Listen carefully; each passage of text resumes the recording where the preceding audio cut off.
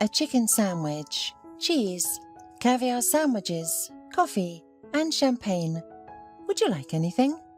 Debbie walked around the first-class cabin of the huge airplane where she worked as a flight attendant with a charming smile. Debbie was an experienced employee that could tell at a glance whether her passengers needed anything. She didn't even need to look at her watch to know when it was time to serve the guests on the flight. "Darling, some champagne, please," said the elderly, slightly plump man in a business suit who was flying to London for some business.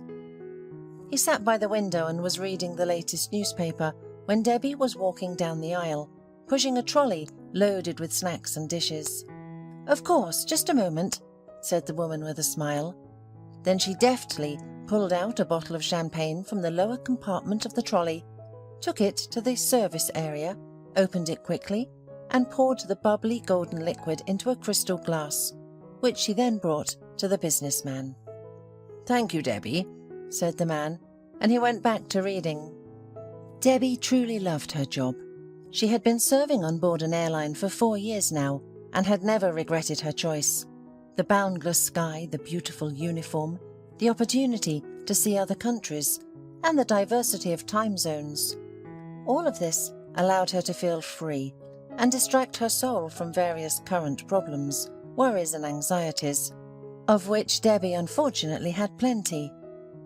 After finishing serving the dishes, Debbie returned to her workstation. She placed the trolley and looked at herself in the mirror, adjusting a few strands of hair that had come loose from her hairstyle. Debbie was a very attractive 28-year-old leggy beauty with shiny chestnut hair and dark green eyes, like lush summer grass. Her smile made men tremble with delight and women sigh with envy.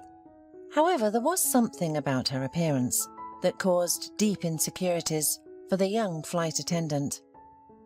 Debbie sighed and looked at her left hand, where the middle finger was about 1 centimetre shorter than the neighbouring fingers. The girl intentionally painted her nails with the most neutral, calm-coloured polish and never had a manicure done at a salon, feeling embarrassed about this very noticeable physical flaw. For the same reason, Debbie hardly ever wore rings, not wanting to draw attention to her long, piano-like fingers. Against their background, this shorty, as the girl called it, looked terribly awkward. The only exception was the modest engagement ring made of gold that the flight attendant wore on the ring finger of her left hand. It was the only thing left to her as a memory of her late husband. Looking at the ring, Debbie involuntarily plunged back into her own memories. Andy died just over a year ago. Ironically, a week before his death, the spouse took out a loan at an incredibly high interest rate, and now Debbie had to pay off the debt alone. For the young flight attendant, the sum of the loan was simply unbearable, and each time she thought about it, hysteria and wild terror immediately seized her. All because the loan was not taken out from a bank, with which she could somehow try to negotiate, but from very dangerous people, representatives of the criminal layer of the city. Even now, more than a year later, Debbie couldn't give all the money to these terrible people, and they constantly called the woman, demanding the debt from her. Debbie still didn't understand what could have driven Andy to turn to these thugs for money, and most importantly, why did he need such a truly astronomical sum? In the last few months, the bandits had completely lost their minds, writing terrible threats on the walls near the flight attendant's house, or stalking her on the way from the airport to her home, following her taxi in their large, tinted black SUVs. It was clear that their main goal was to intimidate the young widow so much that she couldn't think of anything other than giving them this damned money. And it must be said, they were brilliantly successful in exerting this kind of influence. "Well, beauty, how much longer does my boss have to wait for his money?" asked the tall, broad-shouldered, and completely bald thug. Once cornering the unfortunate flight attendant, in an alley near her home. Debbie was returning from another flight and was barely able to understand what was happening. The man grabbed her by the arm and forcibly took her into a dark, abandoned building, where he and his accomplices began to threaten and intimidate her, demanding the money. "I gave you another 10,000 last week. I just don't have any more." Debbie tried to free herself from his stony grip. "I've explained to you 100 times already that I can't collect such large sums in such a small amount of time." The bandit only grinned crookedly. "The chief is too soft on you. He allowed you to pay back your debt in installments and for a whole year. But the time is ticking, and we're not even close to half the amount." "Even if I sell my apartment, it still won't be enough, and you understand that very well," Debbie pleaded, looking at the bulky man. The bouncer extended his huge index finger and slowly stroked Debbie's cheek, making her immediately nauseous. The sensation was unbearable, especially since the scoundrel's finger stank intolerably of thick tobacco. "You're beautiful," the bandit said in a low voice.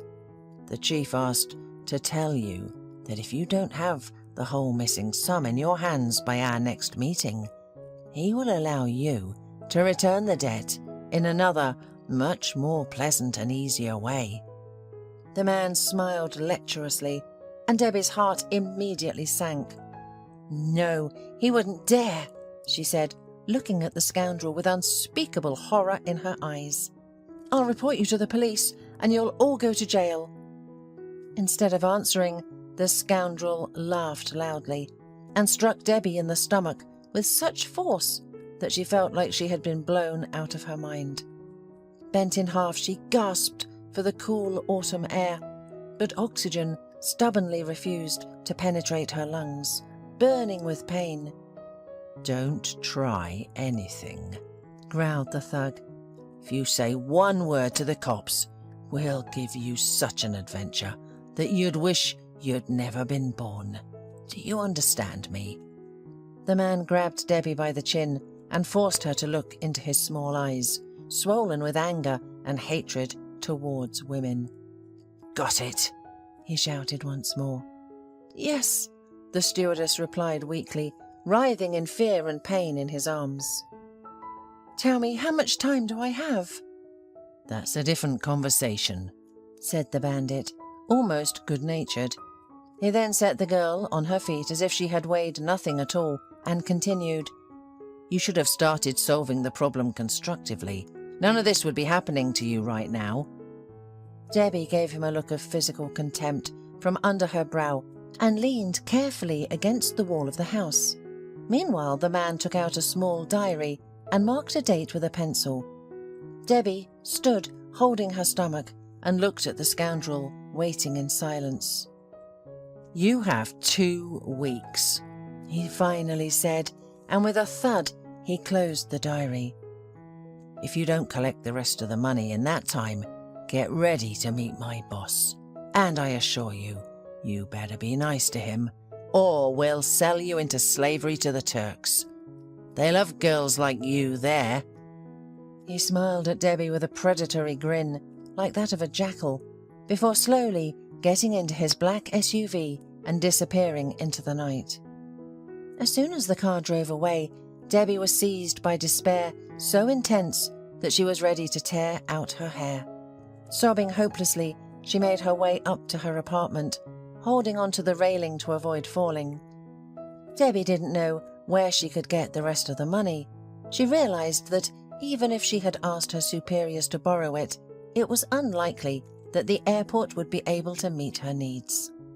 "Andy, how could you leave me like that?"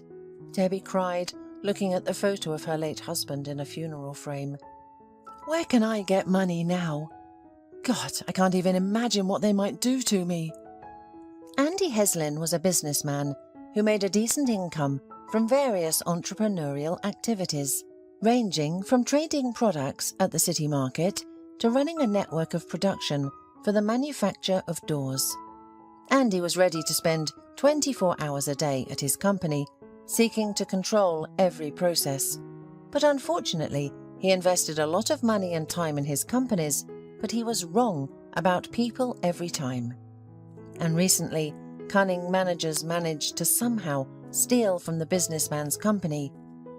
The business suffered inevitable losses, and Andy literally had to start all over again. When most of the money ran out, Andy risked taking out a huge loan to correct his business mistakes. Banks no longer trusted Debbie's husband, unlike the criminal leader, who willingly agreed to lend money to Andy. The naive businessman believed that he could inject enough funds into each of his companies to revive them and start making profits.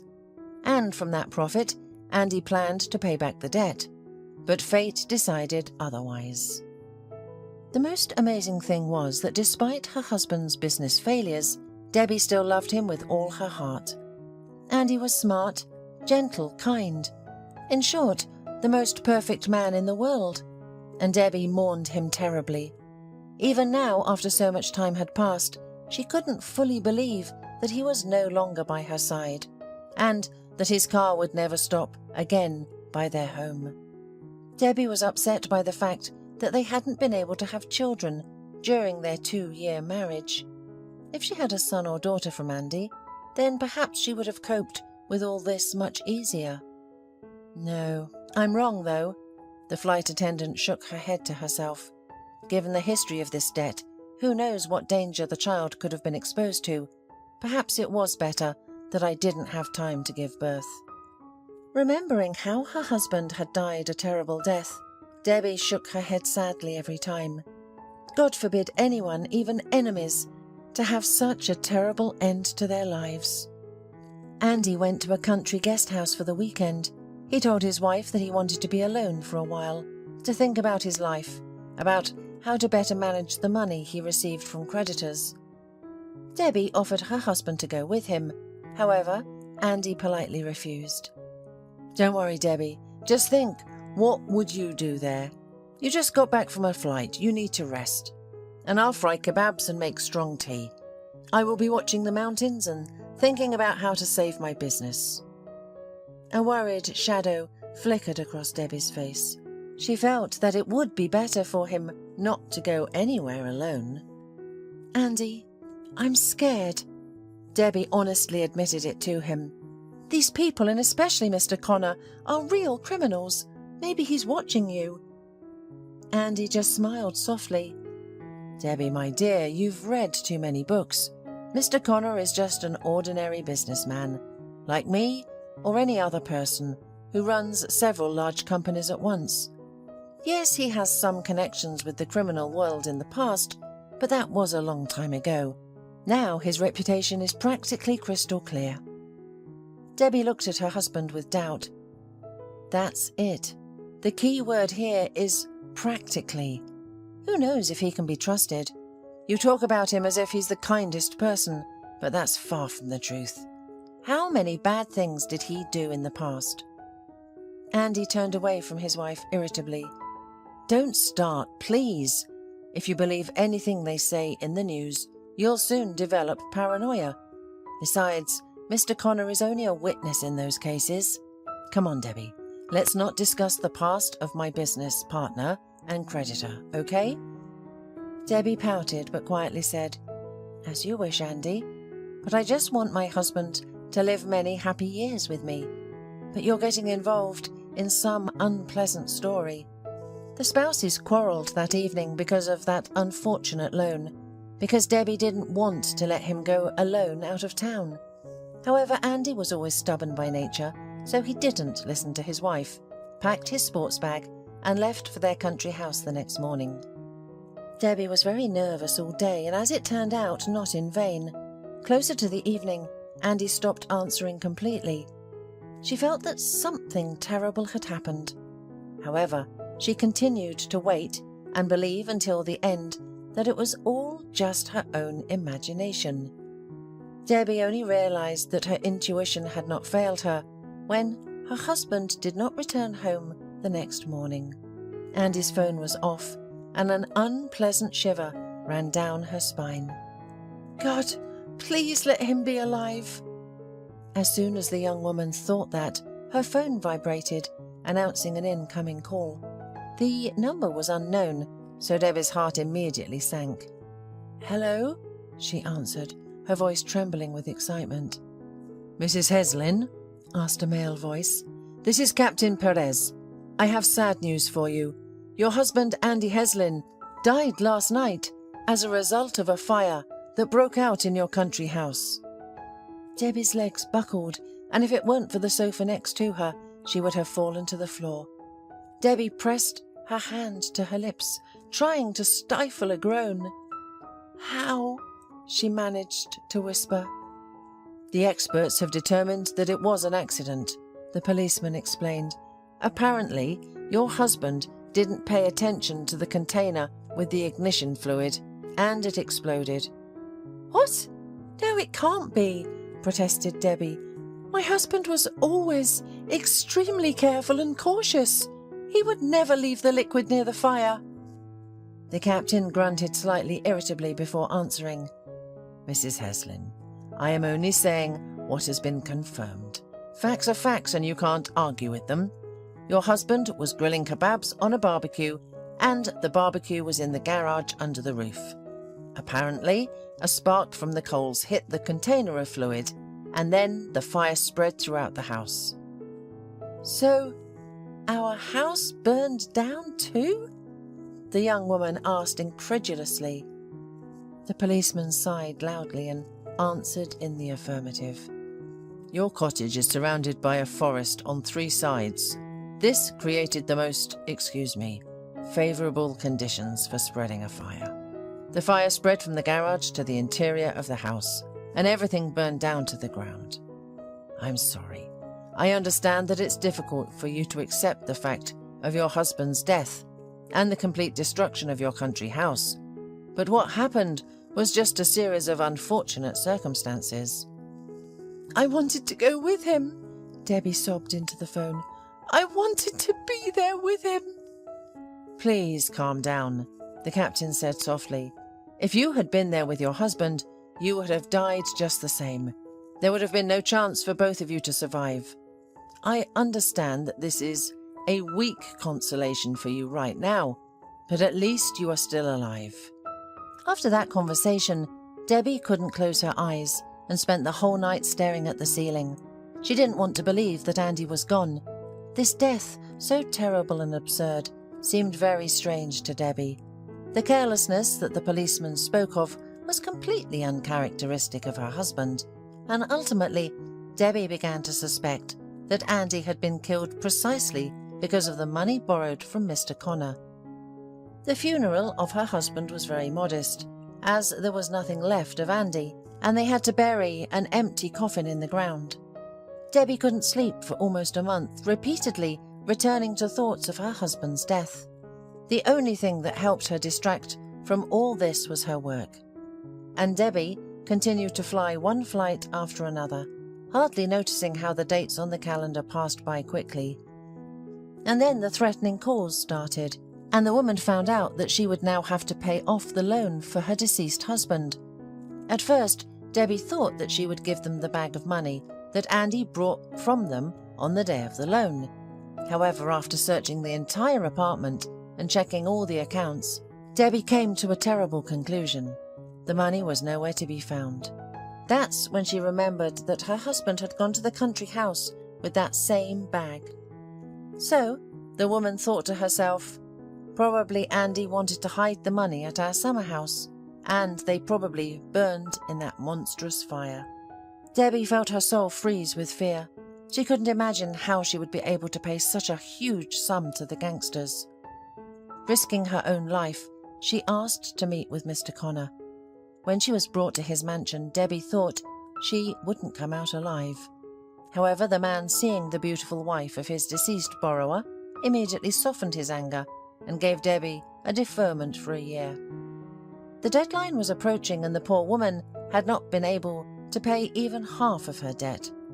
She started working almost every weekend, hoping to earn as much money as possible before Mr. Connor's henchman came after her again.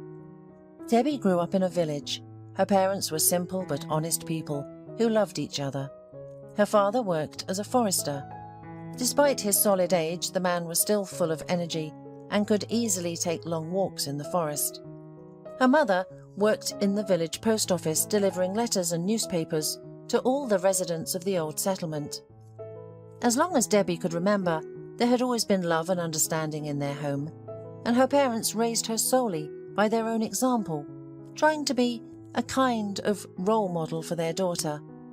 The girl never heard a rude or mean word addressed to her, but always found support and good advice when she needed it. After finishing school, Debbie realized that there were no prospects for her in her village. She wanted to study foreign languages, but there were no opportunities to use them in such a remote place.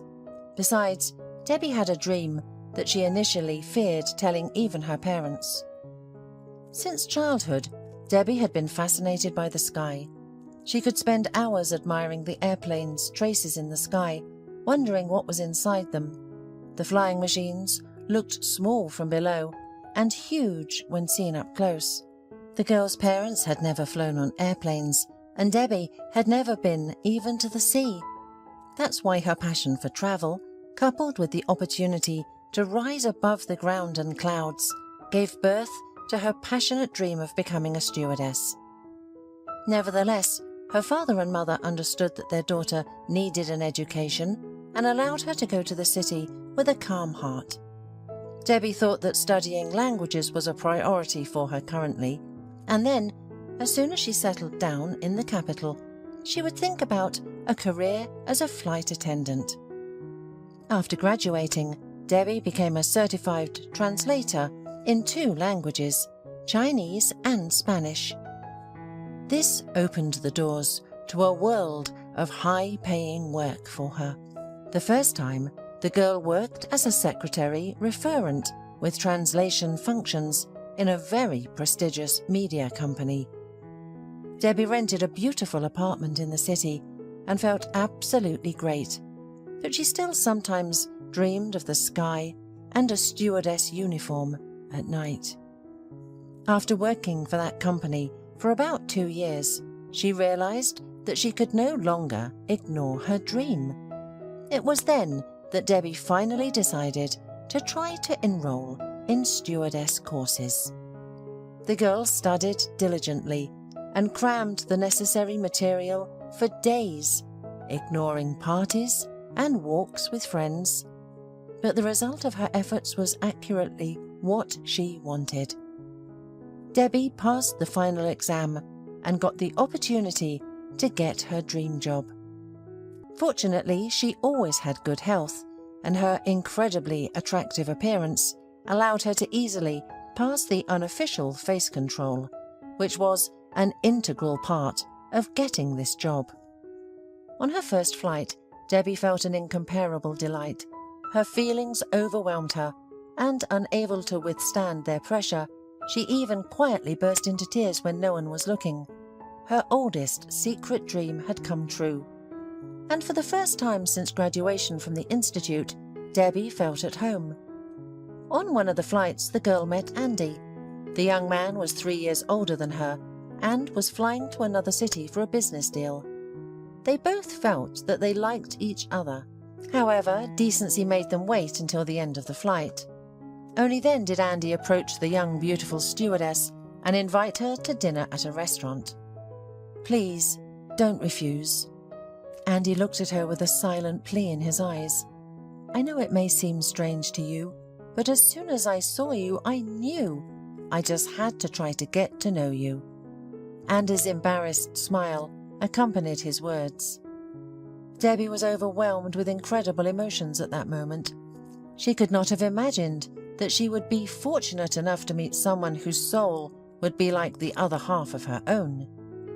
Andy understood the girl so well that sometimes it seemed to Debbie that everything was happening to her was a fairy tale. Standing in front of the mirror in the flight attendant service room, Debbie thought that life with Andy was the happiest period in her life. She was unlikely to ever meet a person with such spiritual qualities again. Her husband was not just a partner with whom she agreed to spend the rest of her life. He was her friend, the most passionate lover, and a like-minded person, always ready to support her in difficult times. Their last separation was all the more terrible because of a silly argument made the loving spouses spend the night apart before their trip to the summer house. Debbie was about to sit down in her seat in the aisle when suddenly the plane began to shake mercilessly. The light in the cabin flickered, and loud voices of passengers full of dissatisfaction and fear were immediately heard. "Oh my God, we are falling!" cried a woman. "What's happening? Stewardess, where's the stewardess?" A middle-aged male voice was heard. "Mummy, I'm scared. Are we going to die?" A child's voice wailed somewhere very close to Debbie. Debbie immediately understood that they had entered a zone of turbulence. This had happened to her many times before, but still, every time, Debbie was a little scared. However, she had no right to show her feelings to the passengers, as it would be a complete violation of all the rules of conduct for personnel on board. Taking a few deep breaths, the woman moved into the cabin and tried to maintain an expression of complete composure on her face. Debbie beamed a dazzling smile at everyone she passed by, asking them to fasten their seatbelts and remain calm. "Why are we shaking like this?" protested the same businessman who had recently ordered champagne from her. "Are you telling us the truth, or are you just trying to drag it out until we find out we only have 100 meters left to fly to the ground?" "Don't worry, it sometimes happens during the flight." Debbie tried to calm him down. "The turbulence zone will end soon, and we will continue our journey. There is absolutely no reason to worry." The businessman muttered something in response, but still securely fastened his seatbelt.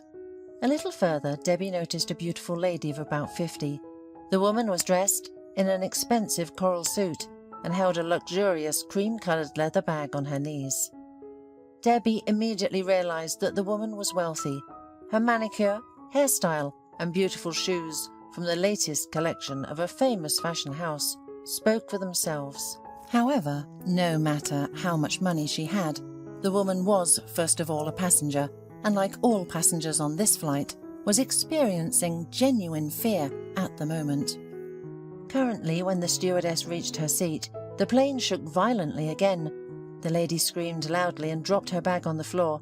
Debbie instinctively bent down, easily picking up the graceful accessory, after which she handed it to the passenger, still maintaining a polite smile on her face. "Thank you," the lady said with pale lips, and then her gaze fell on the flight attendant's left hand, which she held the bag with. The woman instantly turned as white as a sheet, and with a dumb question looked at Debbie. She immediately recognized this finger, the only one shorter than all the others. "Debbie?" the passenger whispered in shock. Matilda Williams, that was the name of this wealthy woman, suddenly felt as if her entire body had been struck by an electric current. Everything seemed to darken before her eyes for a few seconds, and the lady, out of fear, decided that it was only a matter of time before she fainted. "Yes, I understand that you are scared, but everything will end very soon, I promise," Debbie reassured her. "We just need to endure a little longer." After that, smiling at Matilda, the flight attendant calmly walked further into the cabin. As soon as she disappeared, the lady grabbed her heart. "Oh God, it can't be! She's alive and flying on the same plane with me," Matilda thought. "Is it really her? Who else could have such a specific middle finger?" The woman eagerly awaited the moment when the airplane would pass through the turbulence zone and everyone would finally calm down. Crossing herself, Matilda got up from her seat and headed straight to the corridor where the flight attendants were sitting. Debbie was discussing something with her colleague when she caught the wealthy passenger's surprised gaze. "Are you feeling better?" Debbie politely asked, looking at the woman with genuine concern and sympathy. "Yes, thank you," the woman replied slowly, as she nervously dug her nails into her small purse. "I'm sorry, maybe it's not the right time to do this, but I really need to talk to you. Could you please spare me a couple of minutes?" Debbie looked embarrassed and glanced at the other flight attendant before nodding. "Okay, please have a seat." Debbie's colleague immediately got up from her seat and went to the cabin to check if the other passengers needed anything. Matilda sat on the edge of the seat and continued to twirl her purse in her hands for a few seconds. The woman simply didn't know where to start. She was about to tell this young woman something that might seem like complete nonsense to others, but she couldn't afford to miss such a chance. Who knows? Maybe she wasn't wrong. "You see," Matilda began, blushing heavily, "it just so happened that I noticed a certain peculiarity on your hand. Your finger." It was Debbie's turn to blush with embarrassment. The young woman instinctively clenched her left hand into a fist so that the shortened phalanx wouldn't be visible. "Yes, I understand. It must have been unpleasant for you to see that, but I was born with it and I can't do anything about it," she explained. The woman shook her head with feeling. No, please don't think that way. I had no intention of offending or belittling you in any way. Not at all." Debbie looked at her somewhat bewildered. "Then what is it that has upset you so much?"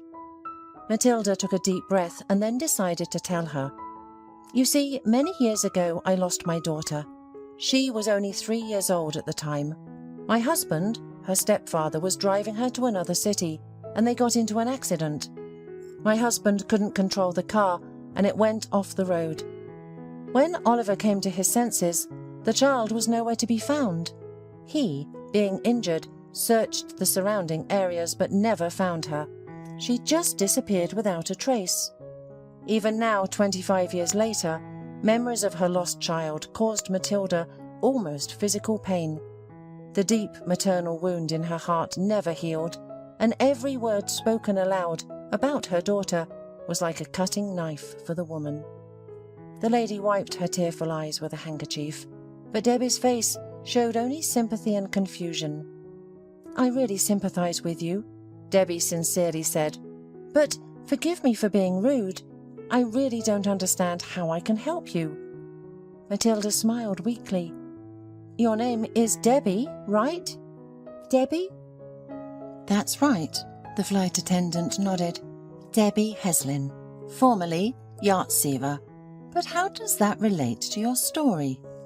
Suddenly the wealthy woman extended her hand to Debbie and affectionately patted her on the shoulder. "My little girl's name was Debbie too, and she had the same peculiarities as you. It runs in our family, going back to my grandfather.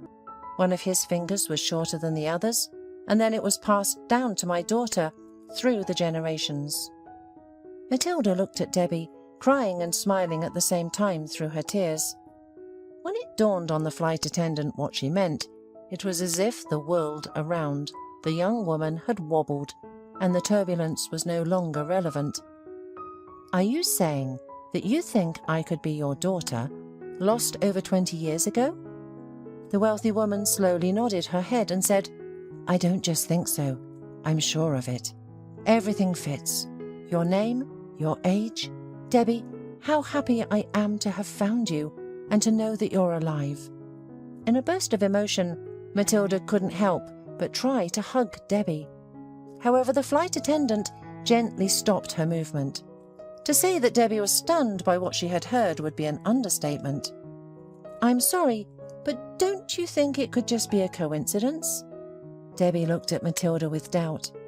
"The tragic disappearance of your daughter is undoubtedly a great sorrow, and I understand why you seized on my peculiarity, but I already have parents, and thank God they are alive and love me, and I love them too." The woman looked at her with sadness but still stood her ground. "My dear, I don't know how this could have happened. Maybe you should ask your own parents about it. However, I still believe that you are my Debbie, my lost little daughter. I really beg you to meet with me later and do a DNA test." Debbie sat there unable to speak. She didn't know how to react to everything she had heard. In the end, she had to take a few sips of water to manage her emotions. After thinking for a while, she agreed to meet with Matilda again and took her business card. After landing at the airport, Debbie immediately took a taxi and went to the nearest bus station, where she bought bus tickets to her native village. If this woman is telling the truth, Does that mean that my mum and dad have been hiding the secret of my past from me all these years? But why would they need to do that? Did I have a childhood full of lies? All these questions were swirling in the young woman's head. However, she was determined to find out the truth, and so she eagerly awaited the bus to take her to her family home. Her parents were pleasantly surprised to see their beloved daughter at the doorstep. "Debbie, my soul," the happy mother chirped around the stewardess. "You could have at least warned us that you were coming. I would have baked your favourite raspberry pie." "You've been away for too long," her father said with slight reproach. "You don't take care of yourself on these flights. Do they even feed you there? You've lost a lot of weight, dear." The man took his daughter's suitcase and carried it into their beautiful log house, which the forester built many years ago, using ancient technology without a single nail. He was very proud of that. Soon the whole family settled in the kitchen to drink tea. The young woman was very nervous and, for the first time, did not know how to ask her parents about what was currently bothering her the most. "Mum, Dad," slowly began Debbie, "first of all, I want to tell you that I love you very much." "We love you too, daughter," the father replied, "and we always will, no matter what happens. But you didn't come here for that, did you?" "You always see the essence of things right away, Dad," Debbie said thoughtfully, and then asked directly, "Tell me, are you my natural parents?" Debbie looked at her parents intently, shifting her gaze from one to the other. There was nowhere else to back down. A light shadow passed over the mother's face, and her smile slowly began to fade. "Why on earth are you asking such questions, Debbie?" the woman asked with concern. "Of course we are your parents. Who else?" At that moment, the man covered his wife's hand with his own and then said in a low voice, "Debbie, I had hoped that you would never ask such a question. But apparently, it cannot be that the truth will not come to light sooner or later." The man shook his head helplessly and silenced any objections from his wife with his gaze. After that, he poured himself a new cup of tea and took a big sip. "That was a long time ago," he began, looking into the distance. "We went through a great sorrow then." The man paused for a moment, but Debbie's mother continued for him. "I already had a miscarriage 3 times. I couldn't carry a baby, and the doctors said that if I tried again, then I wouldn't survive. I could die from bleeding and complications." Debbie's mother sobbed and wiped her eyes with the edge of her scarf. She really didn't want to remember that difficult period in her life. "I used to go into the woods all the time back then, trying to calm my grief and dull the pain," the father continued. "And one day, when I was walking past the walnut grove, I saw you sitting on the edge there, crying with burning tears. That's why we called you Squirrel, because you were sitting there under the walnut tree with your fluffy red braids and rubbing your face with your hands like a sad little squirrel." Remembering this, Debbie's father smiled slightly, but it was clear that he was experiencing forceful emotions as he spoke.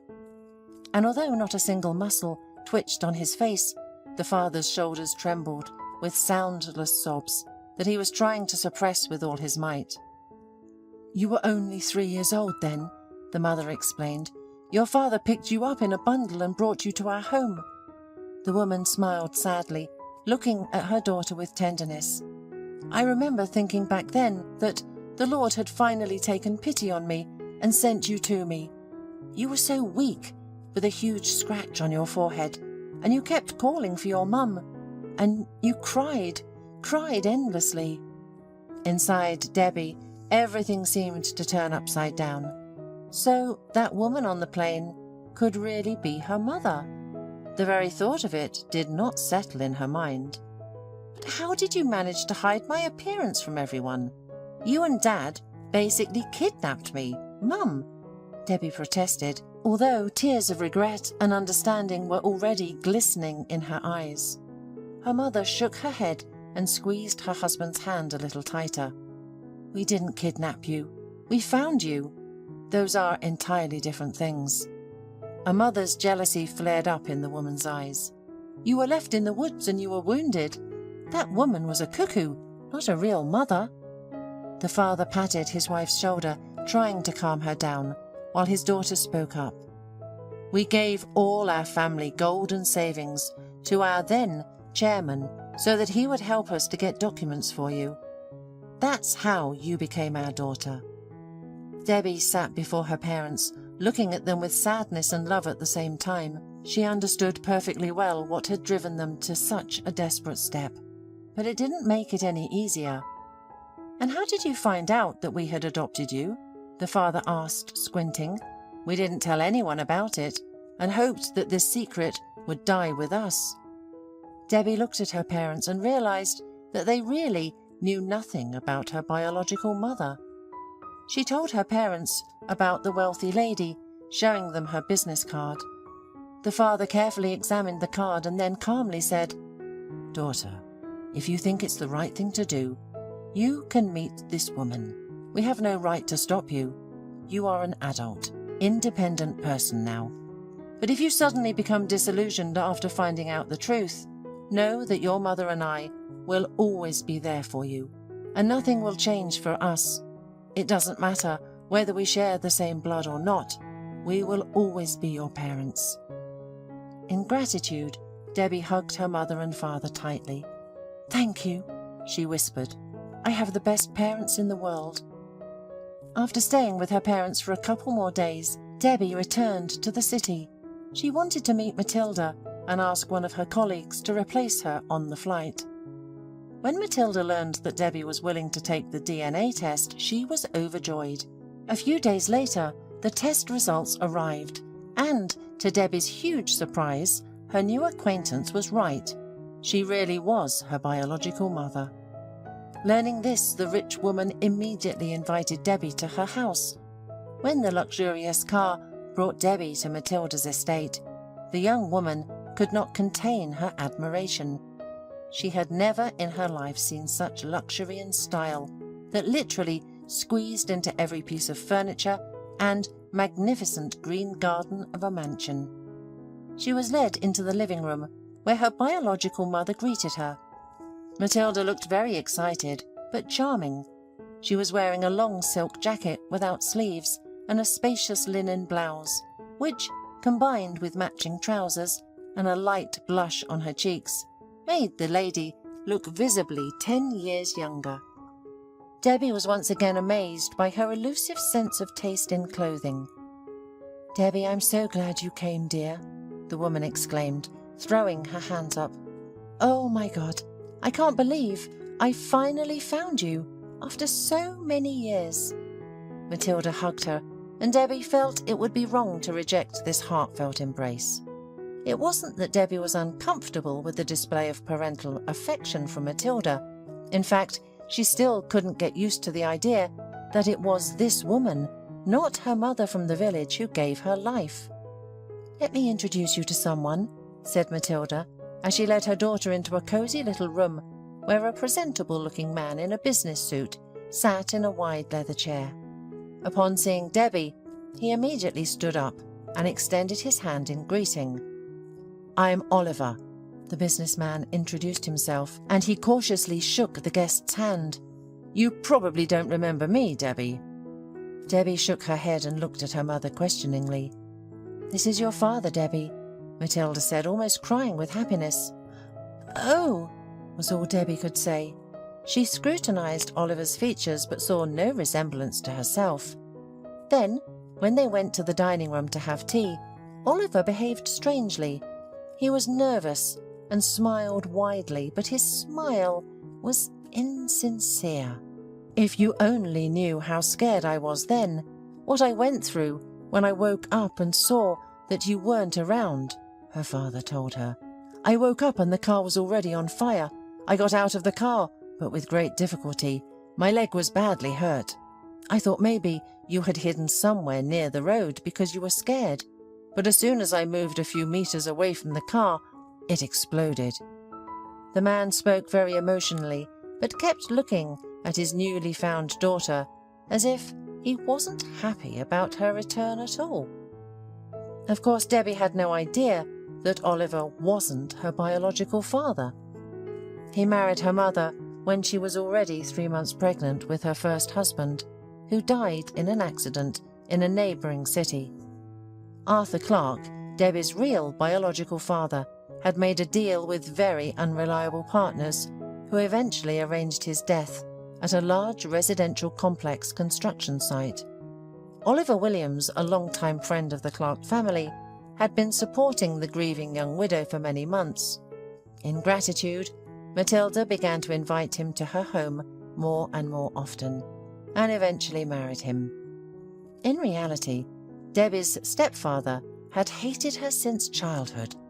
He always felt that she was a possible competitor, as he wanted to take over his deceased friend's business completely over time, and now he was unpleasantly surprised when hated Debbie suddenly reappeared years later like a ghost from the past and tried to upset all his plans.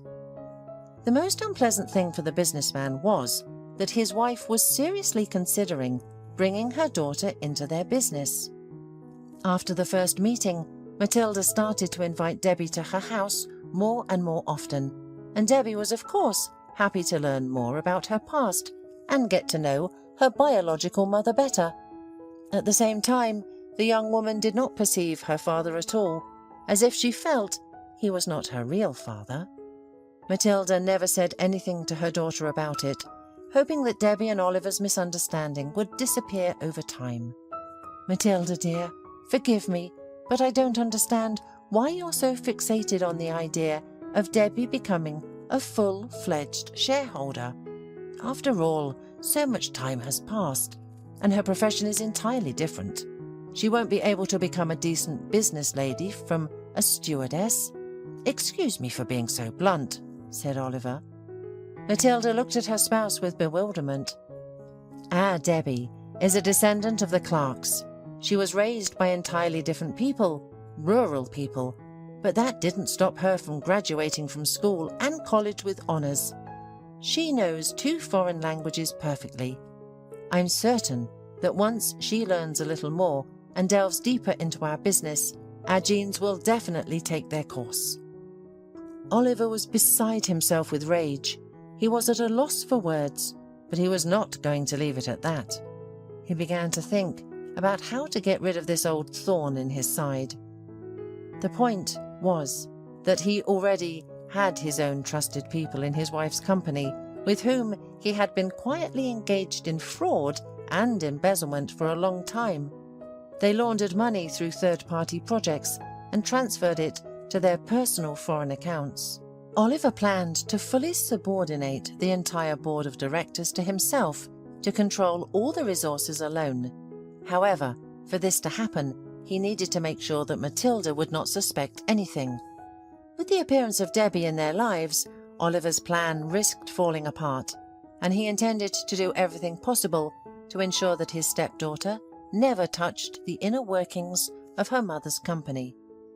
Summoning one of his shadow operation assistants to his office, Oliver told him, "It's time to take decisive action.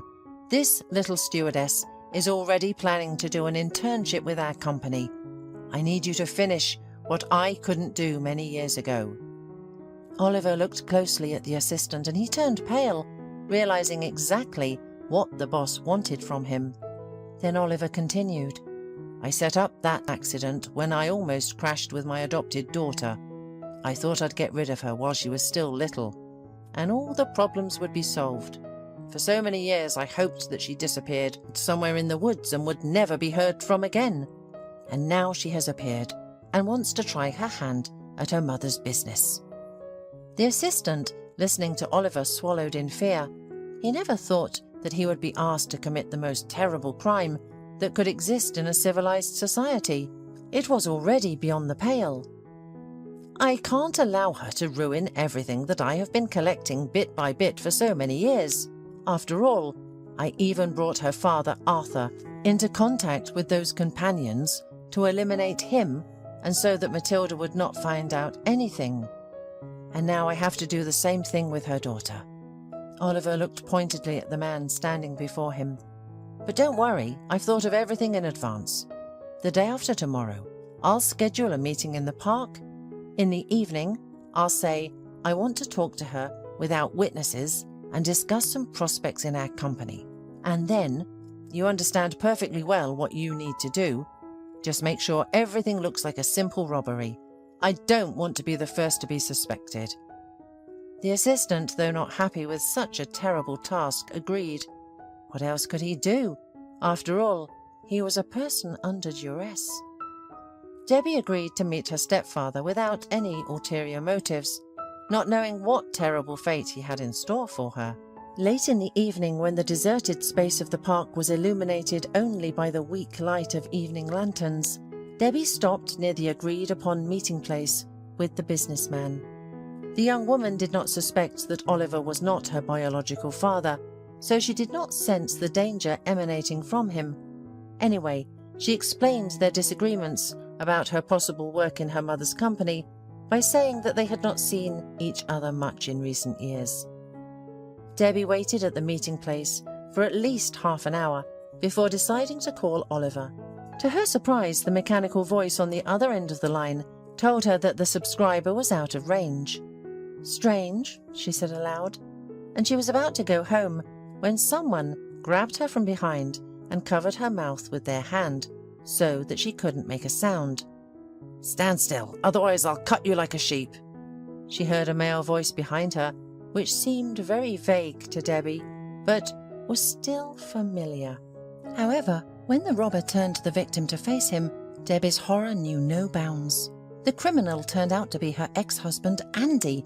He also did not expect to see his former spouse at the ordered location, and therefore, for the first few seconds, simply stared at her in silence, losing the gift of speech due to surprise. Andy didn't even bother wearing a mask, so he was sure he could quietly get rid of his victim. "Andy, is it really you? Are you alive?" Debbie struggled to say it, looking at her ex-husband straight in the eye. "But how? You died in that fire. The investigator told me."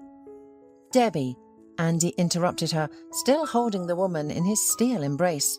"Believe me, I'm very sorry it turned out this way, but I didn't have any other choice then. They would have killed me." "Who?" Debbie didn't understand anything. "Mr. Connor with his cronies." Andy shook her by the shoulders. "I overheard one of them discussing how they were going to bury me somewhere in the forest. About a couple of weeks after that damned loan was given to me. So I decided to run away with the money. I staged my own death in the fire. I had to cheat them. Sorry, but I didn't have another choice." Slowly, the meaning of her husband's words began to dawn on Debbie. "So what was your plan?" she asked. "You were going to abandon me, get away the money, and leave me to be torn apart by these scumbags. Is that what you planned?" Debbie began to resist with all her might, trying to free herself from Andy's grip while showering him with accusations. "How could you do this to me? I loved you so much and trusted you so much." Her ex-husband only held her tighter and closed his eyes tightly. Of course, he did not expect anything like this from his plan. When he faked his own death in the fire and disappeared with the gang's money, for a while he thought he had completely robbed Mr. Connor, and his gang didn't have any leverage over him, but he couldn't imagine that they would demand his wife pay back the debt. Having squandered all the money in a short period of time and being left with literally nothing, Andy somehow managed to make himself new documents and use them to get a job at Matilda's company. Oliver immediately realized that he had an employee with fake documents in his ranks, but decided not to fire him for the time being, perfectly understanding that he could use that against Andy. That's why, when it was time to get his hands dirty, the businessman chose Debbie's ex-husband. And Andy couldn't even think that the woman he had to eliminate was his ex-wife. Now more than ever, Andy understood that Debbie was the only witness to all his crimes, and he couldn't leave her alive. "Forgive me, Debbie." He tried to calm his wife, holding her tighter, while all the time raised a long, sharp blade in the dark with his free hand.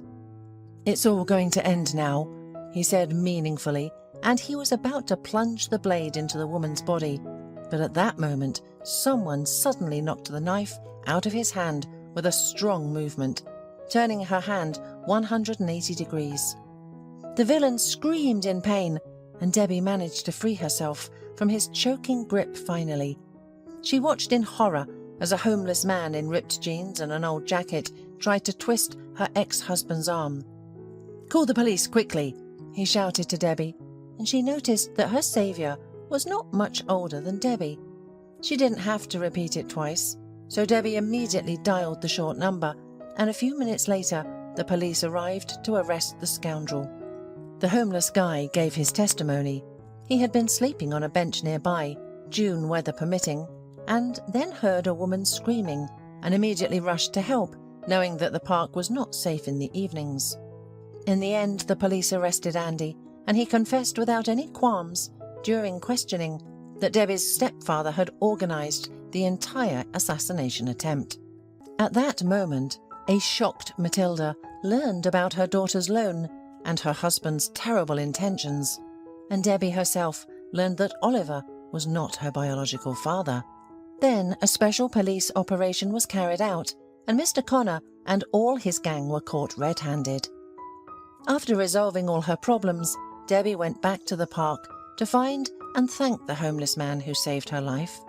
However, she couldn't find him and went home disappointed. As she got out of the taxi, she noticed a young man with a huge bouquet of red roses standing near her entrance. "I wonder who got so lucky," Debbie thought to herself with a smile as she walked past him. Just as she was about to pass the young man, she realized she had seen him before. "Good afternoon." The recently homeless man, who was now dressed in a beautiful light grey business suit, smiled at her. "I apologize for showing up so unexpectedly, but I just had to see you again." Debbie stood there, looked at him in amazement, as a shy smile slowly appeared on her face. "Is it you? You're the very homeless man who saved me in the park, aren't you?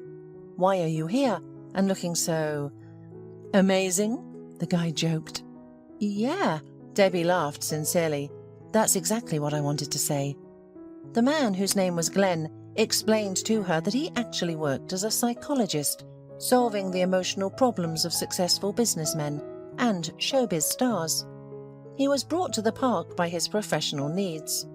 He had been writing his thesis on social inequality in modern society for a long time, and to test some of his theories in practice, he dressed up as a homeless person, hoping to evaluate people's reactions to him from different social strata. Where else but in a huge city park is the best place to conduct such experiments? The psychologist said, handing the young woman a fragrant bouquet. Debbie was flattered and happy at the same time. After all, the man who wasn't afraid to help her in a difficult, life-threatening moment turned out to be such an interesting and intelligent man. Glenn invited her on a date, and Debbie agreed with pleasure. The young people went to the opera and then talked for a long time, discussing what they had seen. Gradually, the conversation shifted from the theatre to other areas of life, and Debbie told Glenn about all the surprises that life had given her. "You're a wonderful woman, Debbie," Glenn said with a smile. "To go through so many truly shocking and tragic events and not break, not lose faith in goodness. And something truly high. You know, I would really like to meet you again, if you don't mind." Debbie agreed with a laugh. Of course she would be happy to see Glenn again. His tactfulness and attentiveness, as well as his perfect manners, left an indelible mark on her soul. Soon after that, Glenn and Debbie started dating. The young people were literally charmed by each other, and their feelings blossomed like a beautiful and delicate lily flower. After a few months, Glenn proposed to Debbie. The wedding was not the loudest, but it was definitely the most beautiful and memorable for all the guests and the newlyweds themselves. Debbie was happy that she now had two mothers. Matilda did not hold a grudge against Debbie's adoptive mother and father, as they had protected her daughter from possible harm for many years.